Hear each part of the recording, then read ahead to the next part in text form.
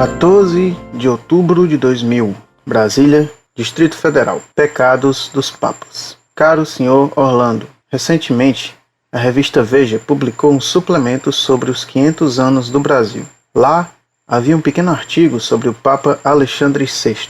Esse artigo apresentava aquele Papa como um homem sem qualquer virtude, apegado à prostituição e a todos os tipos de pecados. Inclusive, dizia que o Papa era o pai de Santa Catarina. O artigo deixava entender que os papas eram escolhidos segundo interesses políticos da época e que muitos bispos eram nomeados apenas para atender a estes interesses. A revista apresentou a Igreja como movida apenas por interesses políticos, que os padres que reclamaram dessa conduta da Igreja foram perseguidos e excomungados. Eu gostaria de saber a sua opinião sobre a Igreja Católica na Idade Média e se ela representava os interesses de Deus na Terra, mesmo mergulhada no pecado e, portanto, entregue nas mãos de Satanás. Outro dia, ouvi um comentário de que a grande prostituta, entre aspas, citada no livro do Apocalipse, seria a Igreja Católica Romana, que deixou de ser a noiva de Cristo e se prostituiu na idolatria. Eu gostaria de saber qual é a interpretação dos senhores para esta passagem da Bíblia. Meus parabéns pelo artigo Viva o Papa. Eu gostaria de saber como poderemos ter a certeza de que o sucessor de São Pedro está em Roma. E em que situação fica o patriarca da Igreja Ortodoxa? Tivemos papas sem qualidades morais para dirigir até mesmo um bordel. Esses papas poderiam ser chamados de sucessores de São Pedro? Se alguns papas viviam em prostituição, eles estavam servindo a Deus ou Satanás? Que autoridade tem um homem para dizer quem representa Cristo na terra, em especial se o escolhido vive em prostituição? Antecipadamente agradeço pelas respostas. Quanto ao assunto dízimo, entre aspas, eu gostaria que o senhor complementasse sua resposta com um breve comentário sobre as passagens da Bíblia que falam sobre o dízimo. Caro senhor Orlando, meus parabéns pelo seu artigo com o título Dominus Jesus, número 1, Viva o Papa. Gostaria de saber se este documento da Congregação para a Doutrina da Fé já reflete a luta travada no Vaticano pela sucessão do Papa João Paulo II. Prezado, salve Maria. Perdoe-me a demora em responder suas cartas. Eu estava na Europa e chegando, apressei-me em respondê-las. Darei uma resposta em conjunto às 6 perguntas que você me mandou. Antes de tudo, agradeço seus elogios a meu trabalho sobre a Dominus Jesus. Isso me faria supor que você é um católico antimodernista. Entretanto, outras frases e dúvidas colocadas, além de uma certa ojeriza contra o papado que transparece em suas perguntas, me deixam a impressão de que você é protestante.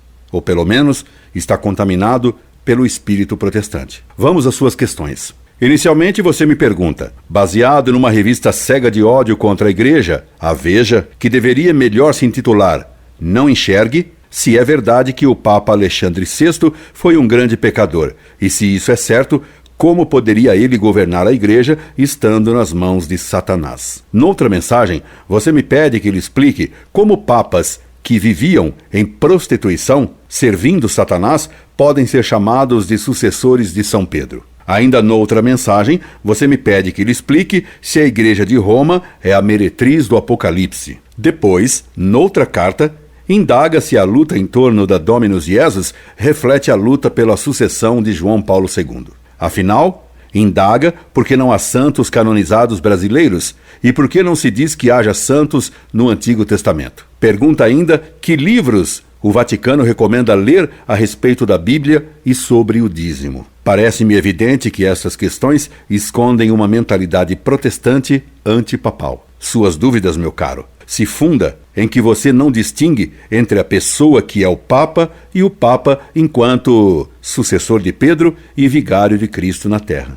Quando Cristo deu o poder das chaves ao apóstolo São Pedro, fazendo dele o chefe da igreja, a pedra sobre a qual ia fundar a sua única igreja, prometeu-lhe que as portas do inferno não prevaleceriam sobre ela, e que tudo o que Pedro ligasse na terra seria ligado no céu, e o que ele desligasse na terra seria desligado no céu. Isto é, que Pedro, sempre que falasse sobre fé e moral para toda a igreja, com o poder que Cristo lhe concedera, seria infalível. Essa promessa dava a Pedro o dom da infabilidade nas condições expostas acima. Não se concedeu a Pedro o dom da impecabilidade. Pedro era infalível, mas Simão continuava pecável. Tanto que logo depois de receber o dom da infabilidade como chefe da igreja e vigário de Cristo, Simão errou de tal modo que Cristo o chamou de Satanás. Mais tarde, negou 3 vezes o mestre.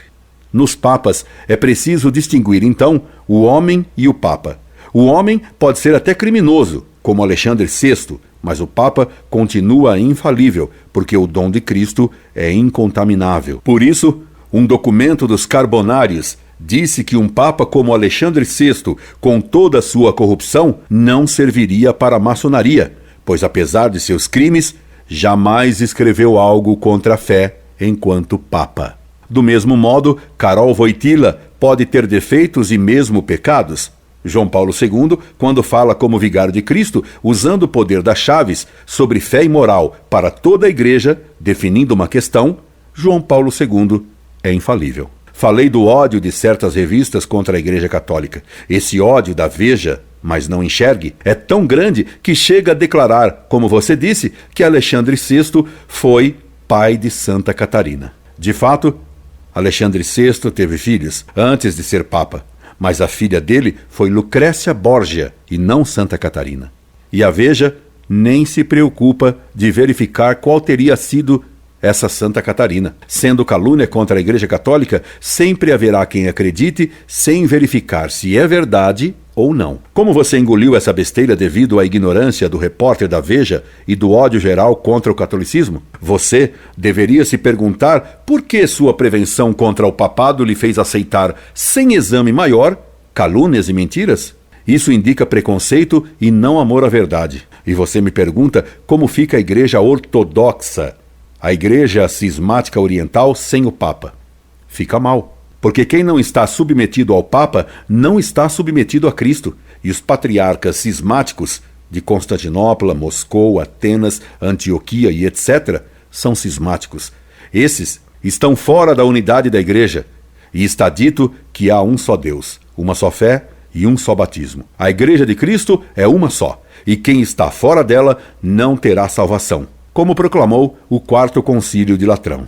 Extra ecclesia nulla salus. Como Lutero e outros hereges, você me pergunta se a meretriz de que fala o Apocalipse é a Igreja Católica.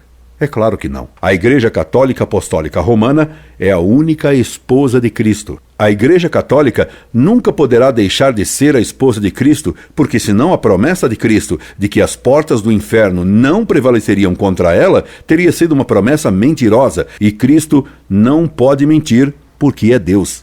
A meretriz de que fala o Apocalipse é a sinagoga de Satanás, de que fala o mesmo Apocalipse, Apocalipse 2, 9. E o que é a sinagoga de Satanás? A igreja é o corpo místico de Cristo. Sua cabeça é o próprio Cristo e seus membros são os fiéis batizados que guardam a fé integralmente, aceitam todos os sacramentos e obedecem ao Papa e aos bispos unidos a Roma. A meretriz ou sinagoga de Satanás é constituída por todos os que são filhos do demônio, querendo fazer a vontade de Satanás. Haverá tempo em que a sinagoga de Satanás se instalará como se fosse ele a Igreja de Cristo. Este será o tempo do anticristo, que ninguém sabe quando virá. Porque não há santos brasileiros canonizados? Porque não houve ainda, infelizmente, católicos brasileiros dignos dessa honra. Quanto aos homens do Antigo Testamento que foram santos, a Igreja os declarou todos santos. Entretanto, o costume popular só dá esse título a alguns, como Santo Elias, e em Veneza, à Igreja de São Moisés. Sobre os livros recomendados pela Igreja a respeito da Sagrada Escritura, você deveria ler os livros dos Santos Padres. Chamam-se Santos Padres os grandes doutores e santos dos primeiros séculos da Igreja. A coleção desses livros foi publicada por Migne e consta de centenas de volumes. Procure lê-los, far-lhe-ão bem. Sobre o dízimo, a Igreja manteve essa lei, mas exigindo que seja pago o dízimo não literalmente, 10% do que se ganhou. O mandamento diz para pagar segundo o costume, porque a Igreja, como mãe, se preocupa com a miséria do povo. E já que me pede um texto bíblico sobre o dízimo, lembro-lhe a frase de Cristo descrevendo o fariseu que se orgulhava dizendo a Deus: pago o dízimo de tudo o que tenho. Lucas 18:12. Incorde Jesus Semper, Orlando Fedeli.